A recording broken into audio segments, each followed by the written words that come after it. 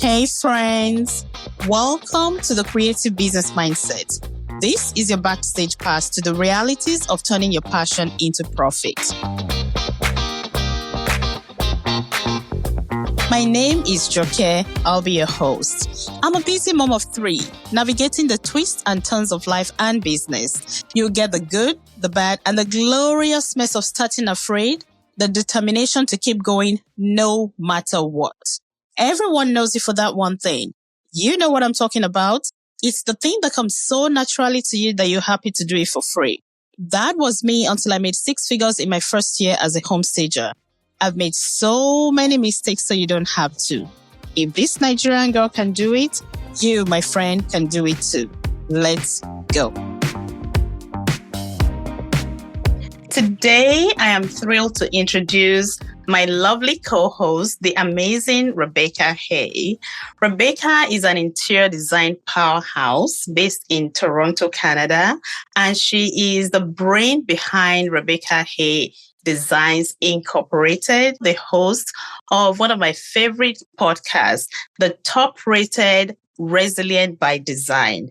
If you are in the design world or creative, or you're even wanting to get into it, go subscribe to Resilient by Design wherever you get your podcast. Rebecca has been celebrated by major publications like Architectural Digest, Better Homes and Gardens, and Elle Decor, to name a few. And she's proof that success is attainable to all of us with the right tools and the right mindset. And Rebecca has created something amazing for interior designers. I'm a big fan because I have literally gone through this course, The Power of Process. It is something that empowers design firm owners to level up their business, make more money without burning out. And she's not a gatekeeper. I need to shut up right now because I just keep talking about Rebecca. I love her so much. Welcome to the show, my friend. Oh, thank you. That was a beautiful introduction. Keep going. Don't stop. It's wonderful. I'm so used to being the host. It's so lovely to be hosted. Yes, you're so welcome. And this is like full circle moment because you have previously had me on your show. I think it's been 2003? It's been a while. Yeah. Anyway, so I have been on your show as a guest and that was fun. Let me allow you speak for a moment. That's okay. Well, first of all, I just want to add, if you guys want to go hear all of Joke's wisdom on Resilient by Design, go to episode 199. I just want to make sure that people know where to go find you because it was such a good episode. When did we first meet? It was in Vegas, right? Yeah, it was in Las Vegas. But then the second time was in Toronto. Yes. So I've actually, fortunately for me, been able to meet you in person twice, which is so unheard of in this digital age. But I was speaking at RESACon, which is like a convention. Convention, yeah. Real Estate Staging Association convention. Yeah, in Vegas, in the heat of the summer. My gosh, it's hot there in the summer. And I spoke on stage and I was talking to stagers about, what does it look like to add on interior design services? How do you get into interior design? And you came up to me and you were so lovely. You introduced yourself and you said that you also are doing interior design in addition to staging and in addition to all that you do because you are such a busy woman. And it was so lovely. And you said, I'm signing up for your course. And then fast forward to the following January, I was having a meetup at the Interior Design Show here in Toronto, it was for my birthday. And who shows up at the meetup but Joke is there. You had flown the red eye from Seattle. I was so flattered. I was totally blown away. I mean, you got to stay and see the show, but you were tired, but you did it. And it was so wonderful. So I'm so happy that we have this connection. I love everything that you do. Oh, thank you so much, Rebecca. You are my friend, my mentor, and being in this industry for, let's talk about that, 10 years. Congratulations. That is a big deal. And I know too well that this journey, it hasn't been an easy road. Let's face it, there are lots of ups and downs being an entrepreneur.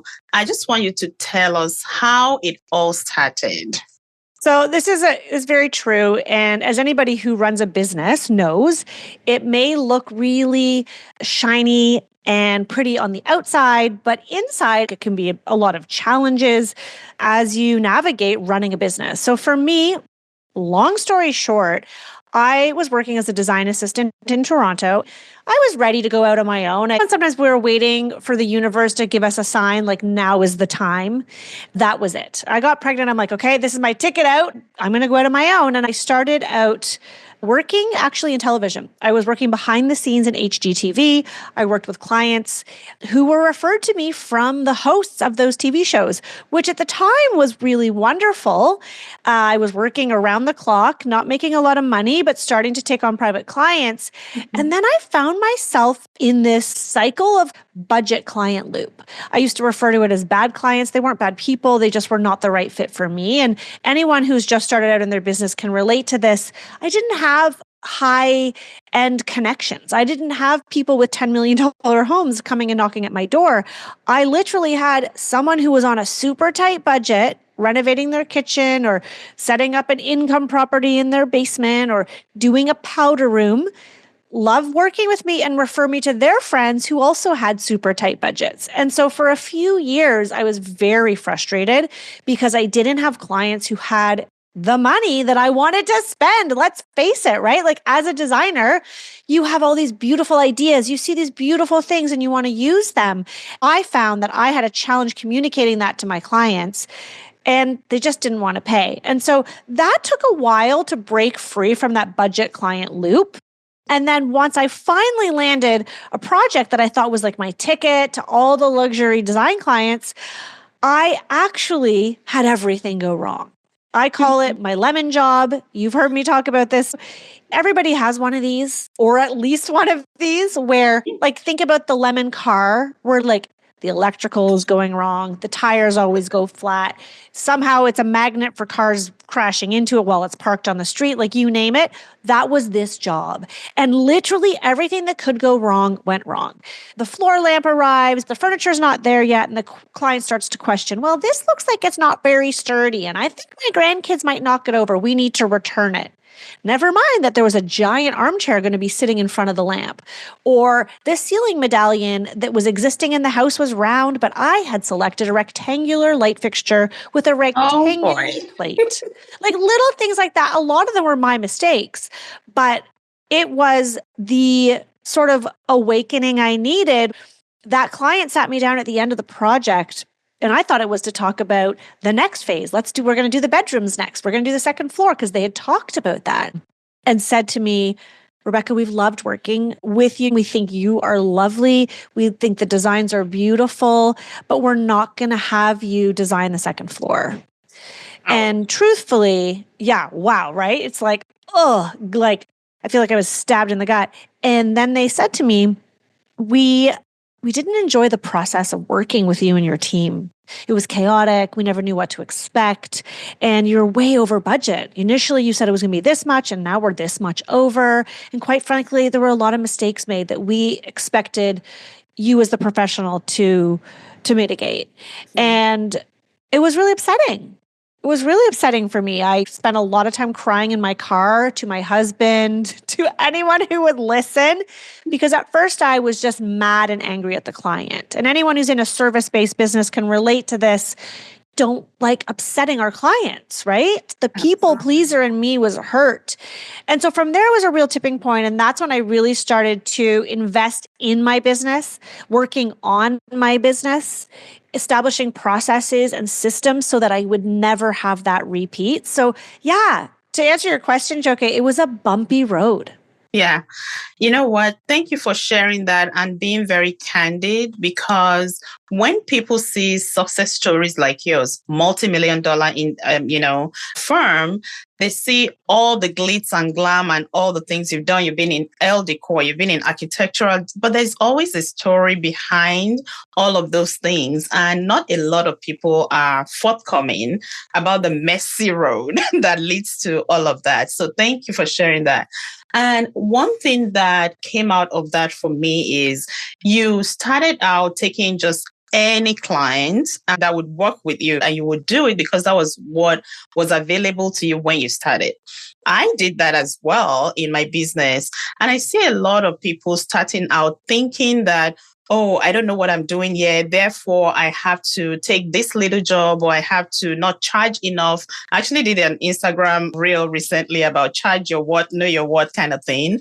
I think about that and I think you as the expert, somebody has hired you and they're willing to pay you money, which means you're already a step above where they are in terms of the what you offer. This is avoidable. If we know better, we do better. And we can learn from other people's, experience. You don't have to recreate your own experience, so to speak. What would you say to that person that's just starting out and how to set the boundaries and go after kind of client that they really want in their life that will pay them what they are worth? I think it really first starts with getting clear on your own worth. Because if we don't believe that we are good at what we do, that we are the expert, it's going to be really hard for someone else to see that in us. And I know for me early on, I was very insecure in my design choices. I used to bring a million samples to clients. I would sit on the floor of their living room. I would be like, oh, well, if we use that for the sofa, then that could be the pillows. Oh, but that would also be a really good sofa. So here's another, oh my God, I would walk them through my entire I called it collaborative. I'm doing air quotes right now. My collaborative process, because I wasn't confident in my own design choices. I was afraid to put my opinion forward. And as a result, I was dragging my clients through the process, but that's not what they hired me for. And I'm mortified at early versions of myself because it wasn't until I started to have that confidence that, nope, this is how I do things and this works. The clients then saw that. And as a result, I was able to start charging more money. Back to what you were saying about charging your worth, right? If we don't believe we're worth it, or that what we do is worth it, we're not going to charge more money. I see this with designers a lot because I practice what I preach and I'm raising my prices too. And I'm always telling designers, you're not charging enough. I have a whole course where I teach about pricing, but what I see is designers afraid to raise their rates because they don't think that they're good enough, or they don't actually know what others are charging. Right. And so they feel like that person's really good because they post all these pictures on Instagram. They must be charging such and such, but maybe they're charging the same. So it's really about understanding and staying in our lane, understanding what is it that we offer and why is it good, and getting super clear on what your core offering is. Right. Like this is something that I teach inside Power of Process, but I believe, and it's controversial, that you should have a single core offering. That doesn't mean you can't then add on services like you've done, Joke, and other stagers have done. But what is that primary revenue generating focus? Like, what is your service? Because it's going to be a lot easier to really build it out, have a robust way of doing things that you feel confident so that when you approach clients, you can say, I'm Rebecca Hay Designs. We offer a full service. We have a 7-step process. This is exactly how we'll execute your project. And you come very confidently when you have a core service. So it's really comes to answer your question. It comes down to valuing. It's not so much about you. It's your service, right? And I think there's an important distinction. I heard someone say that once and it really resonated. It's not about how much are you worth? And I think we get caught up in it being so personal. It's actually how much is that service worth to that client? Yes. All the things you're saying, I'm nodding my head up and down because it just resonates. Nobody's paying what you're worth because of you. It's because of what it's worth to them, what your service is worth at the end of the day, the value to the client. And also thinking about tapping into experiences and things, making sure you have a core offer. My core offer for the longest time was vacant home staging. And then I decided I wanted to do interior design, but I didn't know the process of it. I have an idea and everyone would think, oh, interior design, home staging, pretty much the same, but a whole world of difference when it comes to the process. So tapping from your experience, I learned in the power of process, okay, this is how you do it. And then now I could add that onto what I do, knowing a process and understanding this is how I want to work. When you also said your collab, a lot of different options, people have hired you to help them narrow it down. And then you now bring all these things and they're even more confused. And I learned that from you. as well. Now I go to my client with, you have these two options. It's between this and this. Pick one. So that was so helpful for me because normally I would go and collect all the samples and be like, okay, maybe this one, maybe that one. Like, that's not what they hired me for. So learning that from you has helped me streamline that process. Okay, so there's one thing that you're really, really good with is that work-life balance. You are a mom. I'm a mom as well. And I like the idea that our business is working around our life and not the other way around. You have toned that down. You recently told me that you only work a 10-hour week. How do you do that? Well, I do that with support, right? So you can't run $1 million business and work 10 days a week and be the only person in your business. I mean, if you know someone who does that, I'd love to interview them. So the way that I find balance, and let's be honest, like there are some weeks where the scale is going to tip more in favor of family. There's some weeks where the scale is going to tip more in favor of work. Like that's just life. It's never 50-50 perfectly balanced. But what I can say is I have built a design firm where I don't need to be involved in every nitty-gritty piece of it. There's two parts to that. The one part is that I have had various people in different roles over the years as I kind of trial and error, and it's always shifting. I used to always think like, what's the magic formula? You know, you're always looking like, well, how does she structure her business and how do they structure theirs? Like I used to get so caught up in that until I realized there is no one size fits all. And even within my own business, it is going to change. But having people in roles that are clearly defined and they have processes to follow makes it easy for me to step back and be the creative director. I'm not the person who's outsourcing. I'm not doing the AutoCAD drawings. I'm not even the one who's sending emails to the clients. I'm now not even the one who goes to site to meet the clients. Right? So that's the one part of it is having people to delegate to, whether it's one person, 5 people or more. And then the other side of that is also just believing that your time is valuable and finding ways to time block your calendar. This is something that took some time. Having a process that I follow, and I sound like a broken record, I know, but it's so true. Because I follow the same 7 steps with every design project, I know where I'm at in every project at any given time. I also allow myself time to do the design. I allow myself time to come up with the budget. I'm not just scrambling, pushing forward, trying to get deliverables as quick as possible. There are times that I block out and I have a timeline for a project that the team knows we have 3 months to do the design.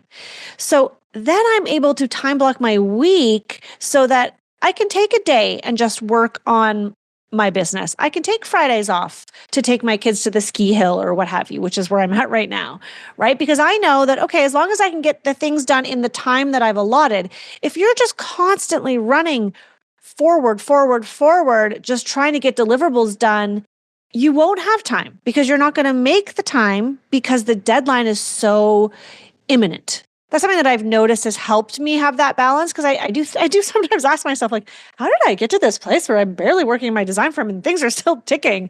And I was just very protective of my time. Yeah. You know, I started doing the time blocking myself, and I have an amazing team that supports me as well. Like, we know if you want to go far, you can't go alone. My main focus right now is stepping away from the daily running of things. Like I said, my family time is important to me. I have kids. And I want to be able to take time off if I need to. And I've been fortunate to build a team that helps me support that.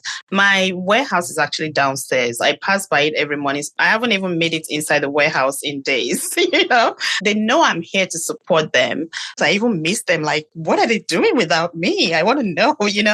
But they're like, we're fine. And so I totally key into that.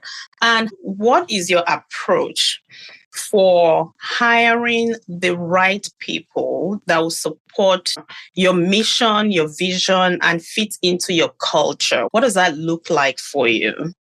Hiring is definitely one of the biggest challenges I have found in business.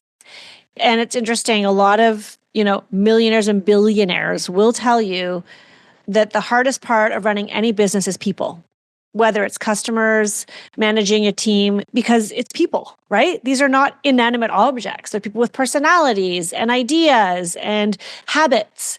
What I've learned from a lot of mistakes that I won't bore you with right now is I don't care what it looks like on paper. It doesn't matter what your skills are on paper. No one is watching this video, but you can see Jockey's hands are like, hallelujah, you're preaching.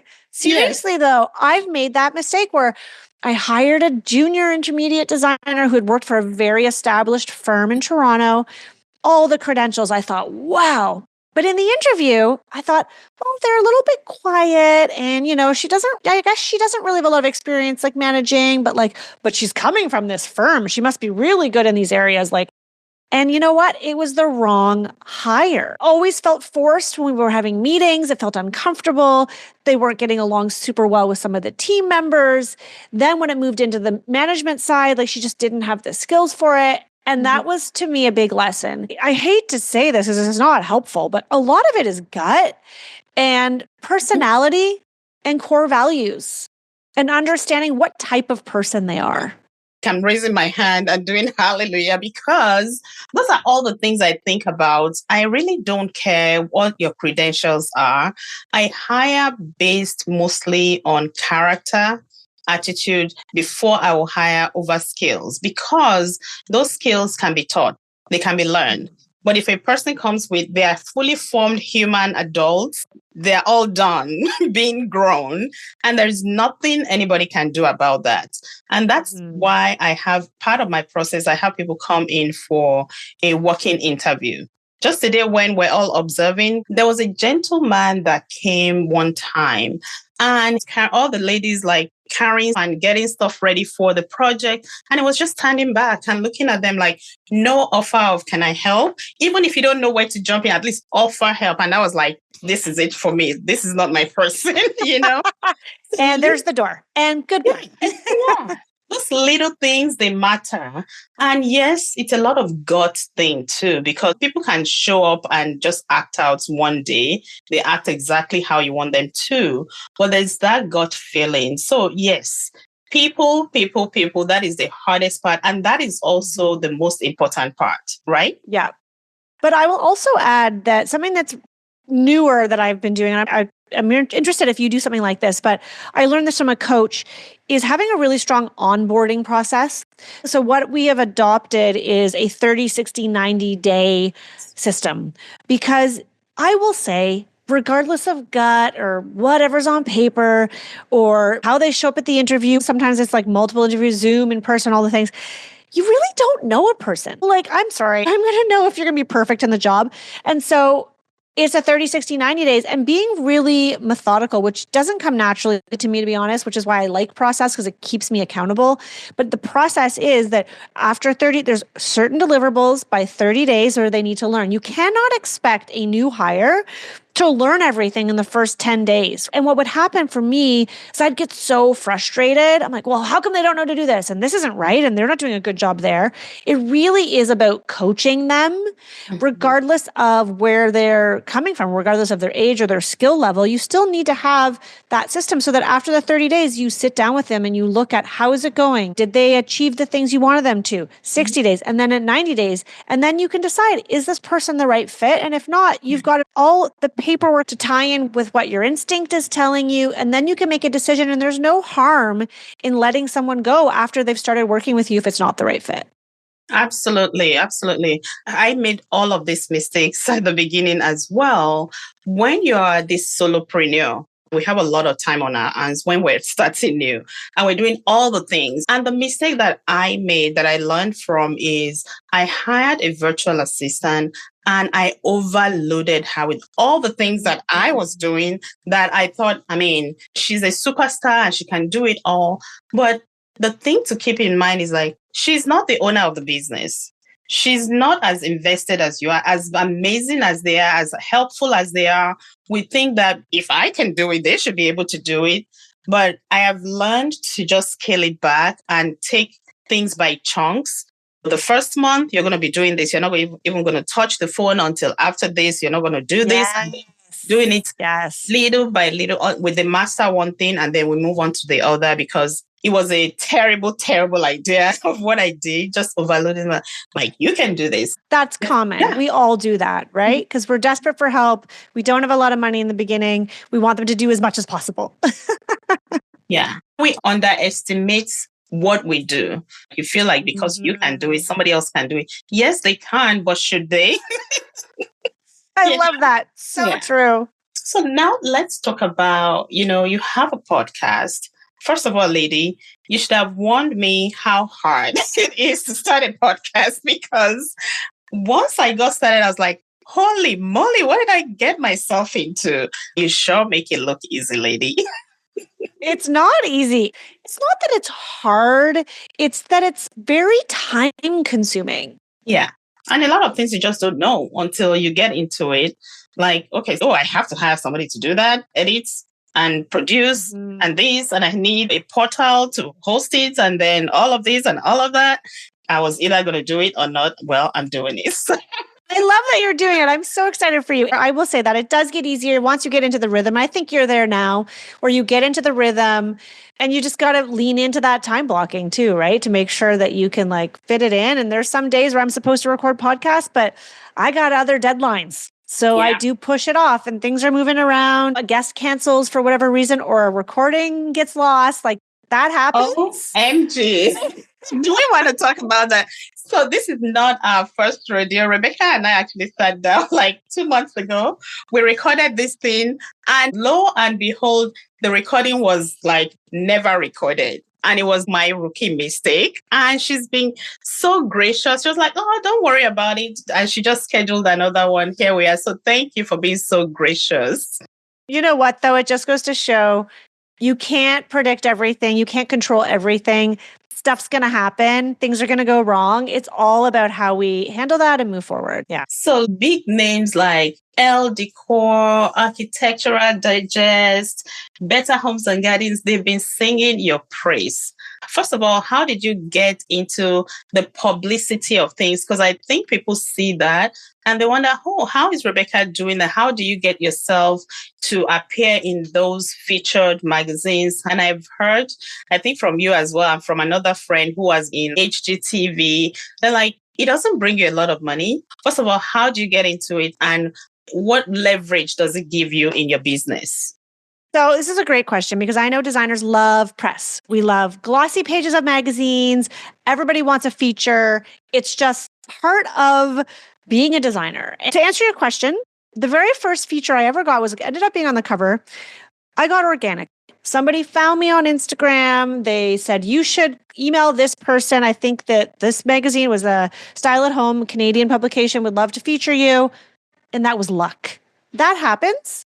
After that, though, I was like, I like this. I want to get featured more. And I did not have the time wearing all the hats to be searching out magazine editors, pitching them, doing the whole thing. You could do it that way. It takes a little time. I hired someone. I hired a publicist. I had her for 3 years and she was on retainer. It was a very expensive investment. And it was worth it because I got all these features, which gave me street cred. Then I went on to hire another publicist for a little while. I'm not working with anyone at the moment. What I can tell you about publicity, first of all, it just fuels the ego. I'm going to be honest with you. The biggest thing is that you feel really good because you see your work on glossy pages of magazines. What it does is it gives you confidence because you see that other outlets are recognizing your work. So it's like, for some reason, when we have that validation, it makes us feel like we're better at what we do. So it's worth it for that. And then also I'll say the flip side, it doesn't immediately translate to clients, which is I'm sure what your friend was telling you. I think I had, over the 7 years of working with various publicists, I probably had maybe 7 emails, maybe 1 phone call from people who are interested. And most of those people just wanted to know what the paint color was on the piece of furniture or where I purchased that lamp, because I guess that wasn't included. Literally, most of the people that are reading those magazines are not the ones who are looking for designers. However, Though it didn't translate to direct business, except for I think I got one bathroom project because someone had saved a magazine and saved their money and they hired me for their bathroom. But other than that, what I will say is it gives you street cred. It elevated my firm within my city very quickly. Immediately, other vendors in my city, suppliers, other designers in my city saw me as a true expert in my field. My other magazines saw me. So once you get one, you can get more. And that has really helped me to have those logos on my website. It gives me street cred. I didn't get clients directly from any of those publications except for that one bathroom client. But what it did do is show potential clients that, oh, this is social proof. Other people think she's good, so I think she's good, because sometimes you need that. So I would say that was where it was helpful. Awesome. So for designers who are dreaming of, maybe they're already in the business or they're about to start and they're looking for a way to streamline, what is the one piece of advice you'll give them? I know it's all in the process because I am a process person, but apart from the process, what kind of advice would you give to someone who feels, for example, overwhelmed or stuck in the grind? Oh man, I mean, that's a big question. If you are feeling overwhelmed, you've probably taken on too much work and you don't have the support to help you get it done. You probably also don't have a lot of boundaries with your clients. The first step would be consider hiring. Honestly, get some help. Even if it's an assistant designer or an assistant administrator, or maybe it's someone who does your CAD plans or whatever it is, get some help, because if you have someone that you can offload those itty bitty tasks to, then you're going to feel a lot lighter. But then apart from that, I think you need to get really clear on your vision. And this might sound counterintuitive, but slow down, pause, consider, where are you taking this business? Where do you see it in 5 to 10 years? What type of company do you want? Because if you don't look up to look forward, you're going to stay looking down at the ground on that treadmill, spinning and spinning your wheels. If you don't stop to pause and say, where do I want to go? You're definitely not going to get there. And so that would be my advice. When I finally decided I was ready to look up and invest in my business by working on it through taking an online course, hiring a business coach, going to High Point Market, like all of those things that I did that were investments in me and my business. It wasn't until I started to do that things started to fall into place. I think if you're feeling overwhelmed, you need to pause and think about, why are you doing this? Why did you get into it in the first place? What is your vision? Do you want to just have 2 to 3 really large projects a year that are awesome with one design assistant? Do you want to have 20 projects and a team of 10? Like, what do you want? There's no right or wrong answer, but remember why you're doing it too. Because sometimes I see designers, especially like inside our community, who are just so run down, they're so tired, and they're wondering if they even want to do this for a living anymore. And it's not that they've fallen out of love with design. They've just been beaten down by business, by serving clients, by not having the boundaries, by not really having a set process that they follow. They're just serving clients at all costs. And that is a recipe for burnout. So get help and then take the time you need to look at where you want to go. I could talk all day and not stop talking to you, because each time I think, oh, this is my last question, you say something and I'm like, okay, I have to have a follow-up question. Very often, a lot of creatives don't bring the business acumen. And that, I think, is where the stress really, really comes from. I know how to make things pretty. I know how to set up a room. But how do I turn that into money and profit and not be stressed? And I hear all the time about people thinking that hiring is very expensive. But I used to think that, so I was very scared to do my first hire because I thought payroll taxes, all the day, and then I have to manage the person.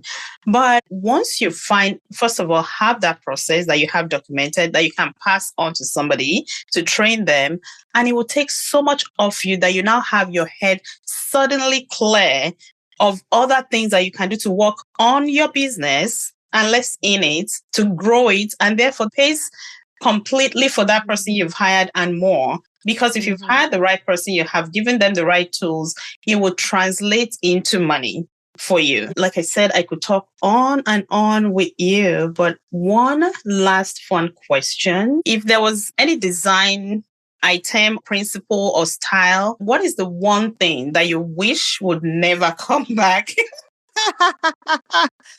Oh my gosh. Gosh. I mean, I'd say an accent wall. I just feel like let's go all in. Like it's all or nothing. You want to paint an emerald green wall? Well, frick, let's do the room, right? Like lean into it. You think one wall's impactful? Imagine if all of them were the same. Right? Like I think that's something I don't need to see that come back. Like, oh, we're gonna just have a little bit of fun. But what if you had a lot of fun? I love it. Wonderful. Well, Rebecca, it's been delightful as always to just hang out with you, but I'm looking forward to seeing you soon. Absolutely. Well, I'm always going to High Point Market. So you let me know if you want to go to High Point. I try to organize events and things there. So you let me know. It'd be fun to meet up there. Thank you for having me. This has been so wonderful. The reboot, a whole new conversation. I got to talk to you twice. So I think we're winning. Yes, we are. So you have a boot camp for designers on February 19th. Yes. So for the first time, I'm doing a 2-week boot camp and I'm going to walk designers through live training. There's going to be a pop-up Facebook group where we're going to all be in community together. And I'm going to walk designers through the steps that they can take to update their business so that they are escaping those budget clients, the ones I talked about at the beginning, and attracting those dream clients who really value their worth. You know, I'm signing up, right? I hope you do. I can't wait to see you there. And if you want to get into the boot camp, just go to RebeccaHay.com/bootcamp. Super easy. I'll put it in the show notes. Awesome. Thanks, lady. Thank you. You've been listening to the Creative Business Mindset podcast. Remember to share, like, and subscribe. Thank you for listening and keep doing all the things. Until next time.